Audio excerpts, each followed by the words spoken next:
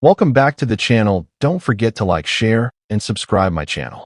Today we are explore how to create a glowing edge highlight using blending modes in Photoshop.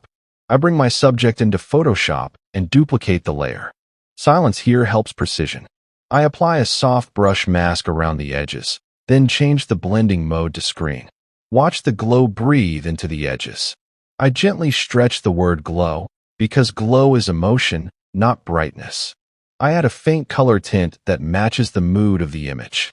I reduce opacity until the effect feels elegant. I stop moving for a second and just observe. This pause trains taste. Then I sharpen only the highlighted edges slightly. The result feels magical but controlled.